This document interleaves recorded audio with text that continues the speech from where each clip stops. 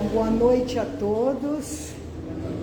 Boa noite também aos nossos amigos, os nossos companheiros de Ideal Espírita que nos acompanham em seus lares através do Facebook da casa, do YouTube, né? O Fora da Caridade Não Há Salvação. Então, que possamos nesses instantes em que estamos aqui reunidos em nome de Jesus, que é sempre uma alegria renovada esses encontros, né? Nesta casa às sextas-feiras. E hoje nós vamos receber o nosso amigo, trabalhador da doutrina, Álvaro Vargas, que vem trazendo como tema de sua palestra a lei da destruição. E o Álvaro já esteve à frente da presidência desta casa e hoje está de presidente da USE, União das Sociedades Espíritas. Então, que ele seja bem-vindo, viu, Álvaro, sempre a esta casa. E nós vamos assim, então, envolvendo também o nosso companheiro nessa vibração de amor, de harmonia. E para isso vamos cantar o hino da casa, Praz a Deus Senhor, e também o Pai Nosso cantado. Praz a Deus que a sã doutrina que nesta casa se ensina, a alma nos esclareça, a alma nos esclareça, essa luz tão pequenina, pressa por graça divina, até que enfim resplandeça, até que enfim resplandeça. A alma é como um diamante, sendo polido é brilhante, em bruto não brilha, em bruto não brilha, não se distingue da terra, não descobre a luz que encerra, não mostra de quem és filha, não mostra de quem és filha.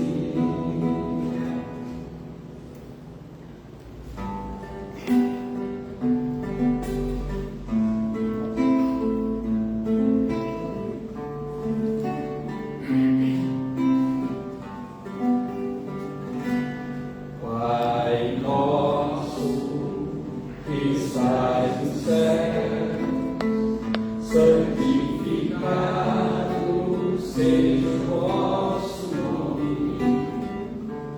Venha a nós o vosso reino, seja feita a vossa vontade, assim na terra como no céu, assim na terra como no céu. O pão nosso de cada dia, dai-nos hoje, ó Senhor,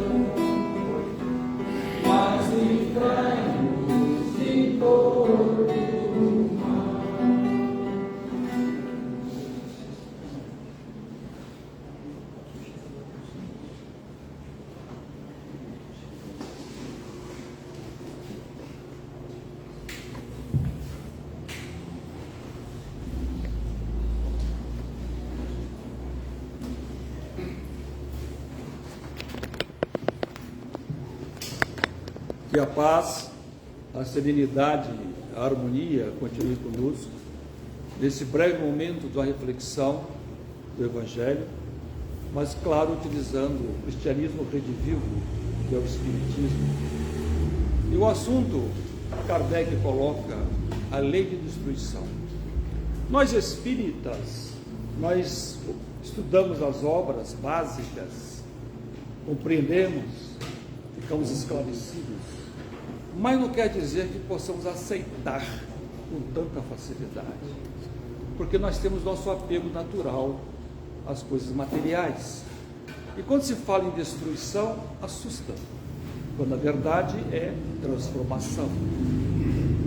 Kardec, então, conversando com os espíritos, e no livro 3º, capítulo 6 da obra Livro dos Espíritos, ele questiona, questão 737, com que fim Deus castiga a humanidade com flagelos destruidores? Olha como é que a pergunta já é pesada. Castiga.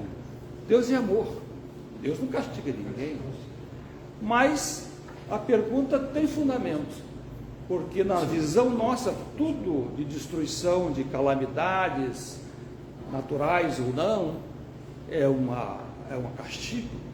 Então ele fez a pergunta para que os espíritos então explorassem a resposta e o fazem com maestria, para fazer avançar mais depressa.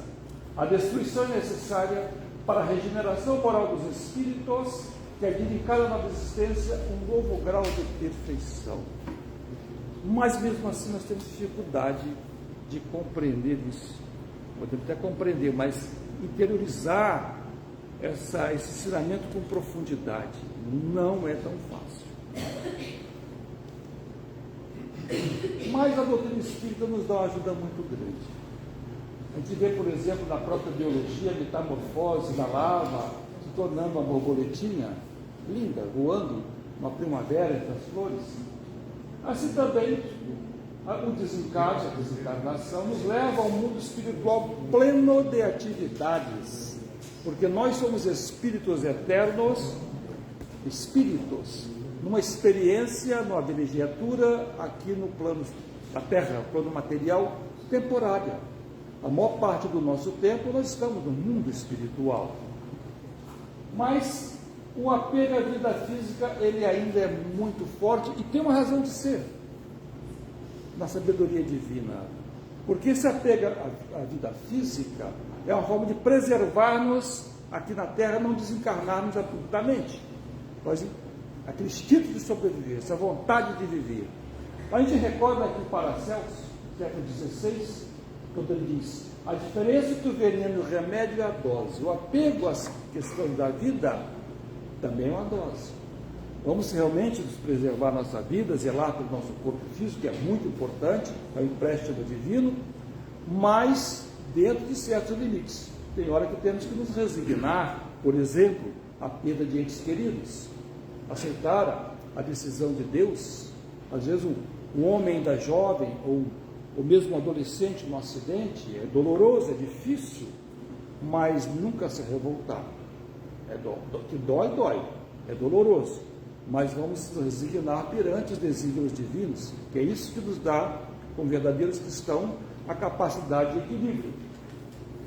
Então, diz Leon Denis, as reencarnações são degraus pelos quais você se eleva e progride. A gente pode ir evolui no mundo espiritual, mas Emmanuel cita que uma reencarnação aqui na Terra é como se fosse um atalho no processo evolutivo. A gente vai avançando. Por que é importante avançar um pouco mais rápido? Para se libertar do ciclo doloroso das provas e expiações. Quanto mais eu evoluir, mais brandas serão minhas reencarnações subsequentes. Então, nós temos uma programação no mundo espiritual estabelecida e acordada por nós antes de reencarnarmos. Então, estamos aqui hoje vivenciando experiências compatíveis com o nosso nível evolutivo, a nossa necessidade ou expiação, tem talvez a minoria aqui, mas a maioria é reparação e provas, é provar, porque no mundo espiritual nós nos preparamos, estudamos, mas é aqui na Terra, vivenciando as dificuldades do mundo, que nós provamos o quanto avançamos no aspecto moral, de viver em um mundo de prova e expiação, onde ainda predomina a maldade e sermos pessoas boas. Eu acho muito interessante uma conversa que o espírito Fernando Dias Paz teve com o mentor antes de reencarnar no Brasil. As bandeiras foram determinadas por Ismael para expandir nossas fronteiras. Eu estou falando aqui no século XVI, começando já o processo de colonização do Brasil. E ele, no mundo espiritual, fala então para o mentor: anjo divino, no orbe das sombras, a nossa consciência mergulha nas mais aflitivas perturbações, e bem sabeis que com a água mais pura, misturando-se com a terra, se reduz quase sempre a um punhado de lama. Por isso que a nossa maior preocupação, na verdade, é a reencarnação.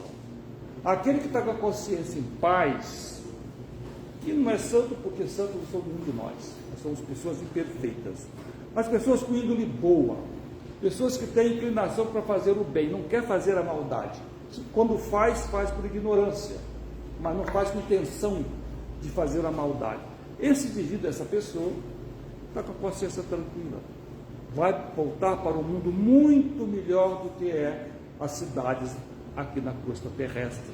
Então tem que estar em paz.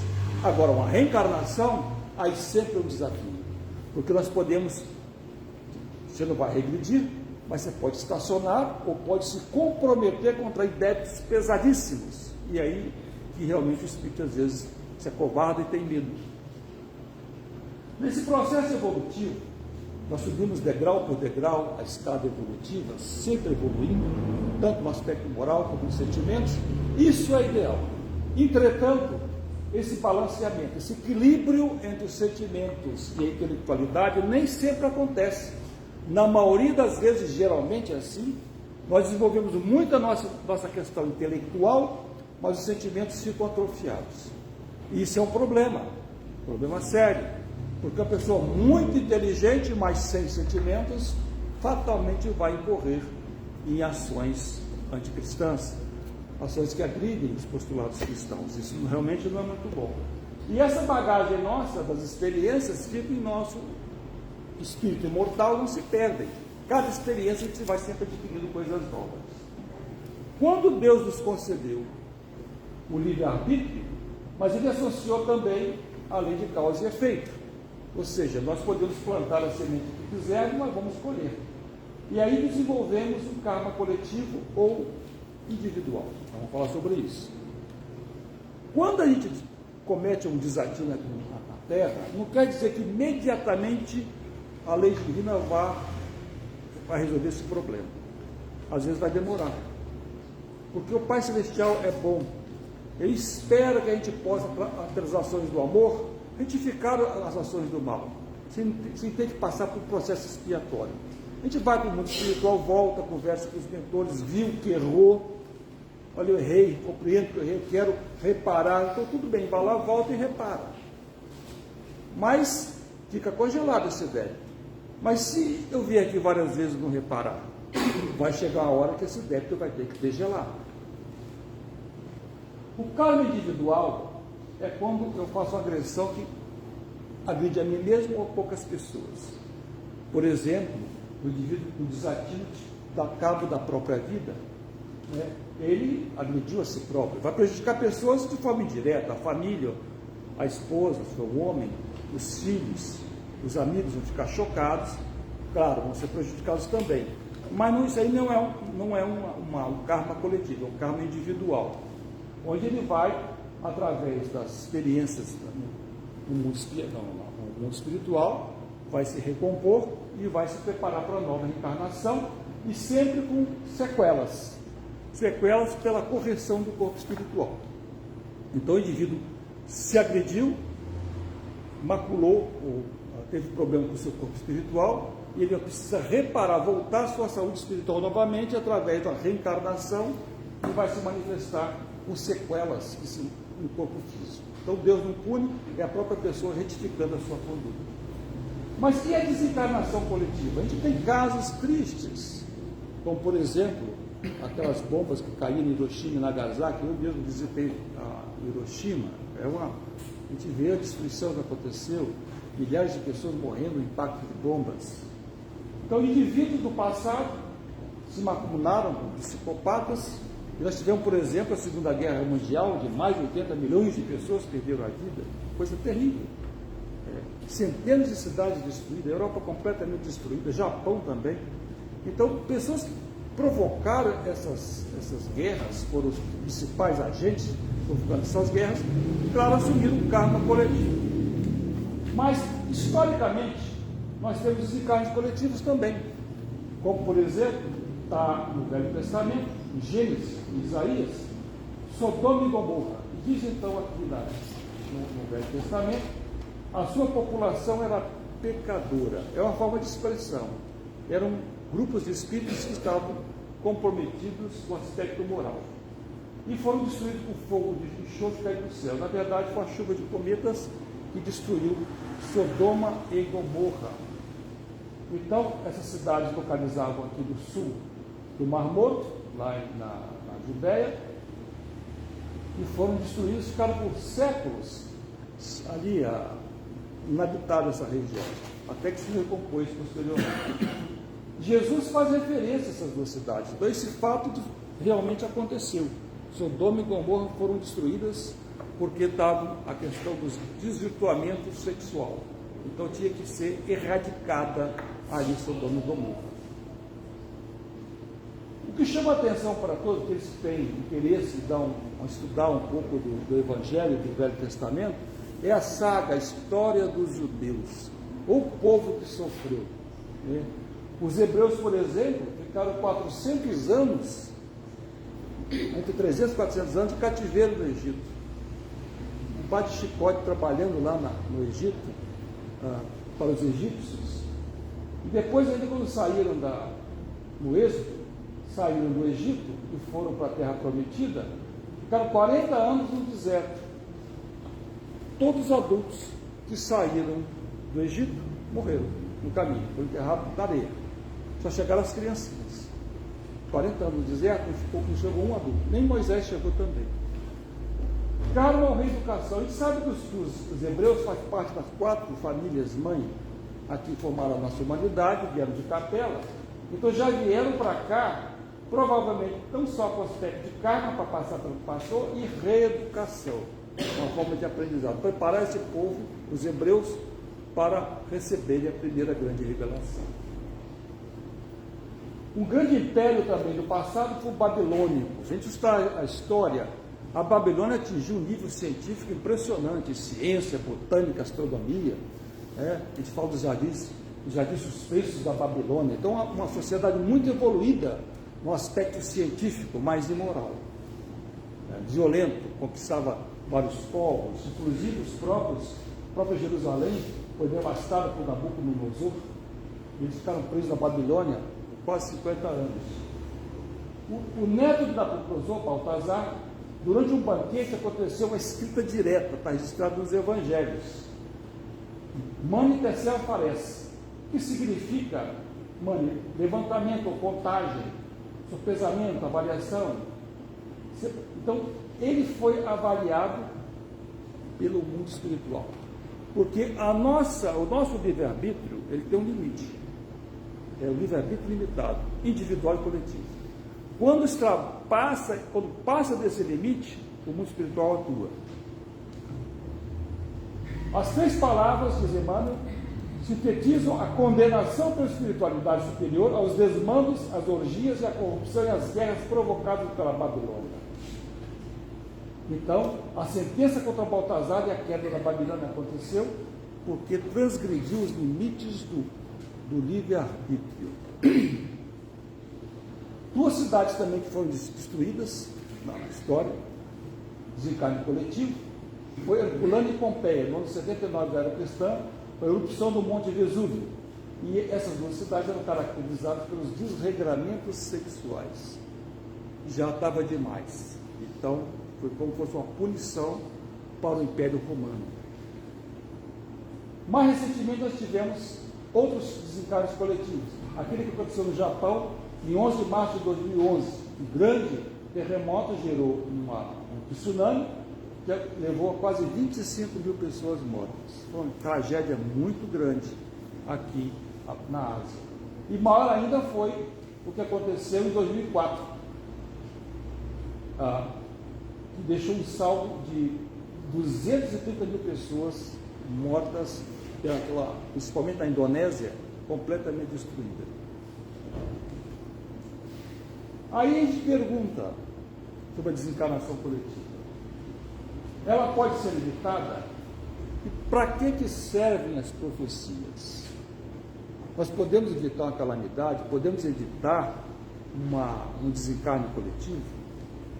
Emmanuel, no livro Encontros com o Tempo, diz para ler e meditar na parábola de Jonas. Jonas é uma figura muito interessante do profeta Jonas. Tá? E ele recebeu a missão do alto, dos mentores, para ir para Nínive, que era a capital da Síria, inimiga de Israel, para ir lá nos inimigos de Israel e convencê-los a mudar de vida, a acabar com os desregramentos sexuais, com as orgias. Ele falou: eu vou lá em Nínive, vou acabar comigo se eu for para lá. Aí ele pegou um barco e foi na direção da Espanha. No meio do caminho, uma tempestade gigantesca começou a sacudir o barco, os marinheiros tudo preocupados, e foram conversar com Jonas. Eu falei: acho que é meu Deus que está zangado comigo, porque ele mandou eu para Nínive e eu estou indo para a Espanha. Aí os marinheiros falaram: o quê? Esse é um problema seu. Agarraram o Jonas e jogaram no mar. Mas com toda certeza o redemoinho levou o Jonas para a praia. Aí lá no Evangelho vai dizer que a baleia engoliu o Jonas e cuspiu na praia. Isso aí é fábula, né? Mas o efeito foi que o Jonas foi. Aí o Jonas então muda, se compromete e vai para Nínive. Ele vai para Nínive e realmente durante 40 dias ele prega em Nínive e até o próprio rei se redime.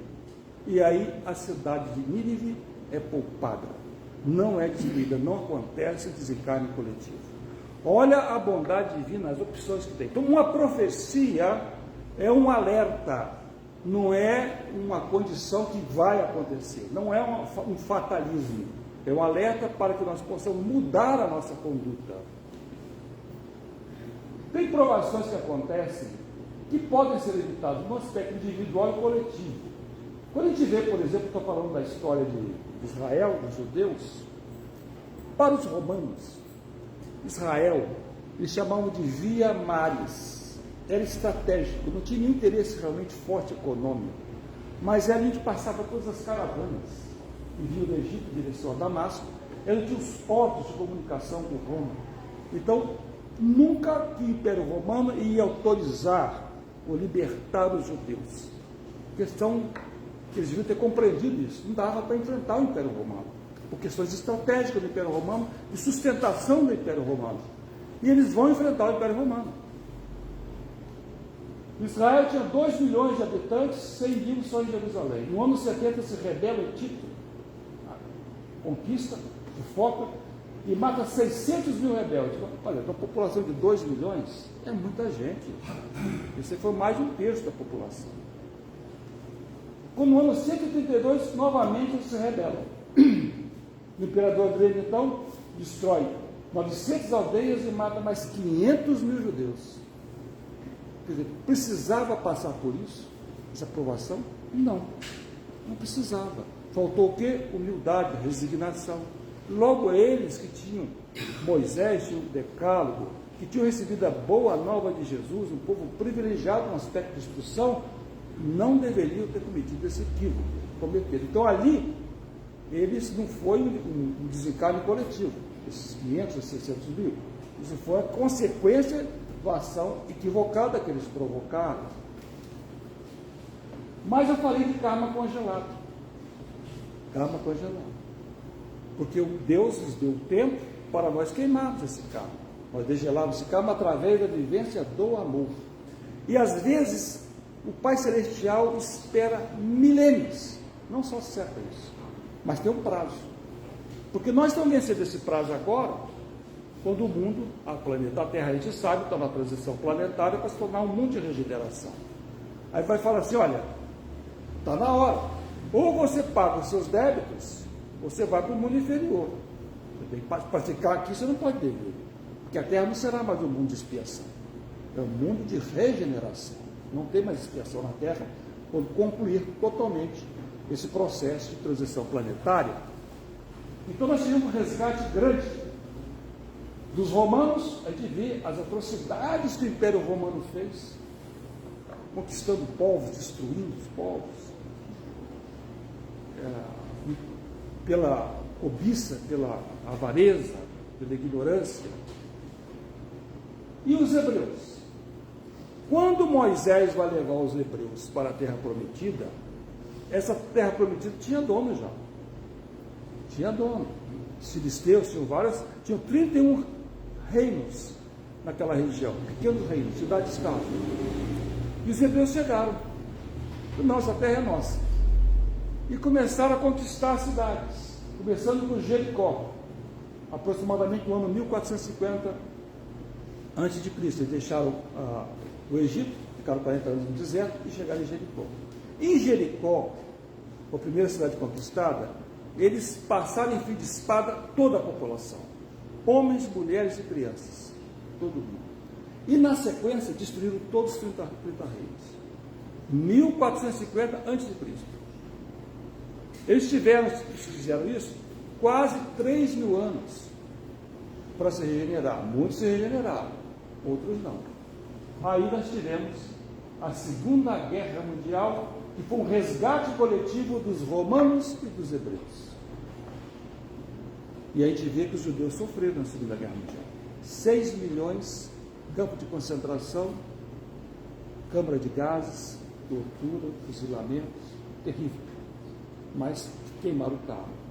A Inglaterra sofreu também, porque a Inglaterra foi o Império Romano que se consolidou depois. Os romanos reencarnaram e formaram o Império Britânico.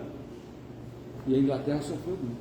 E como a Inglaterra foi bombardeada, quantos ingleses sofreram na Segunda Guerra Mundial? Outros povos também. Então, a estratégia divina: o homem pode retardar, mas nunca bloquear a marcha de progresso evolutivo determinado por Jesus. Por isso, quando a gente vê a mídia, o meio de comunicação, se preocupa com o mundo, se preocupa com o Brasil, vamos ter confiança no Mestre. A nau terrena está em boas mãos, o timoneiro é Jesus, e vai levar esse barco ao seu destino, conforme ele determinou. Nós não temos condições de compreender com clareza suficiente os desígnios de Deus nem o plano de Jesus para a terra. Não temos. Temos limitadas condições, mas confiança nele nós podemos ter. A ascensão em que abre o Império Romano, como aconteceu, primeira globalização. Então, o objetivo é a difusão do cristianismo. Jesus consolidou o Império Romano, permitiu consolidar-se para ser um único povo. Já tinha lá o grego popular, que era o idioma da época de comunicação.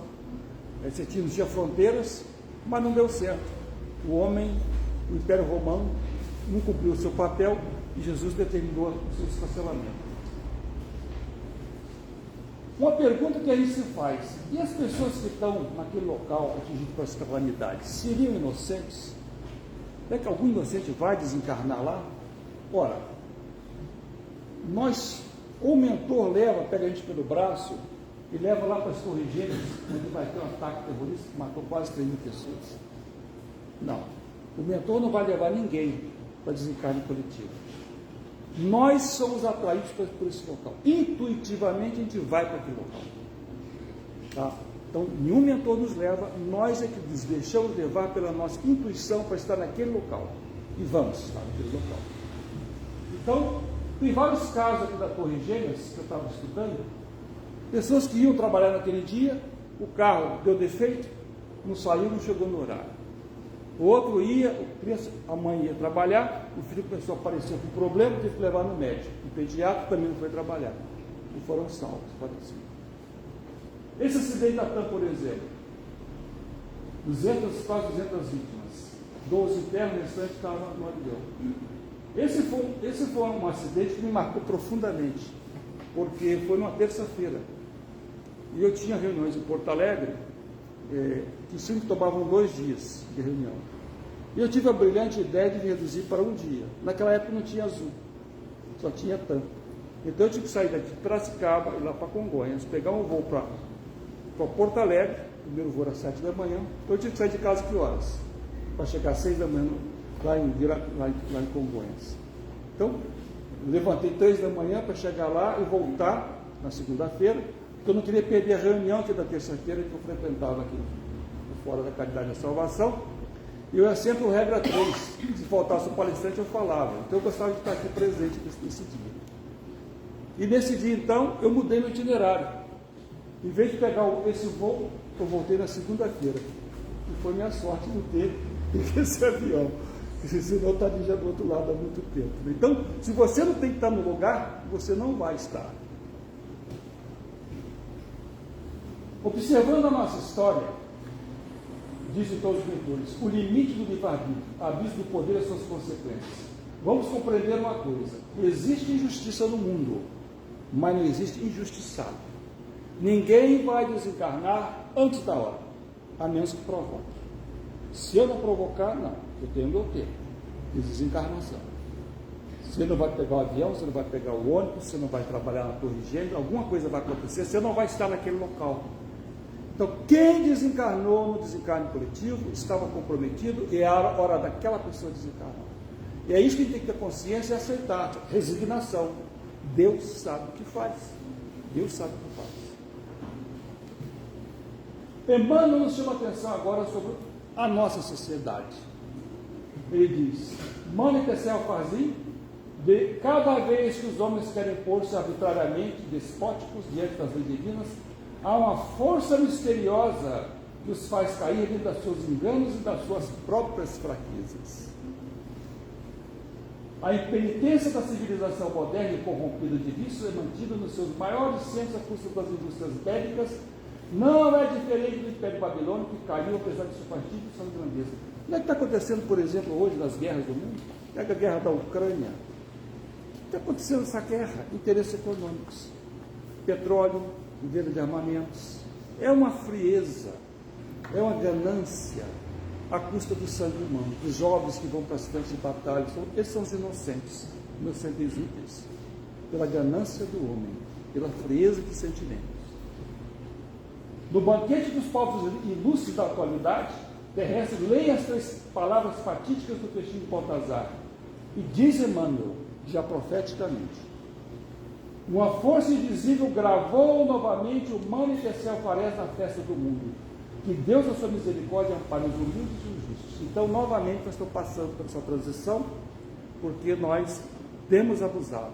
A nossa civilização não se cristianizou como deveria.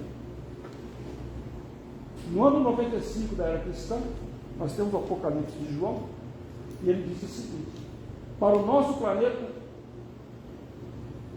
todos os montes e ilhas foram removidos de seus lugares. Então essa transição planetária vai ter convulsões realmente telúricas do mar e das montanhas. Já no ano 765 a.C., diz então o profeta Isaías: e serão deixados poucos homens.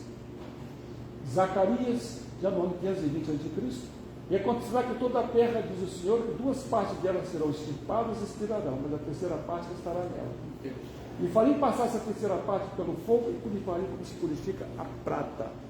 Então, lá atrás foi dito isso. Os profetas avisaram, não é que tem que acontecer, mas a humanidade tinha que ter mudado ao longo desses séculos. No Apocalipse de João: e morreu a terça parte das criaturas que tinham vivido no mar, e perdeu a sua terça parte das naus. Chico Xavier, naquele programa Pinga Fogo, ele diz o seguinte: Emmanuel afirma que a Terra será um mundo regenerado por volta de 2057.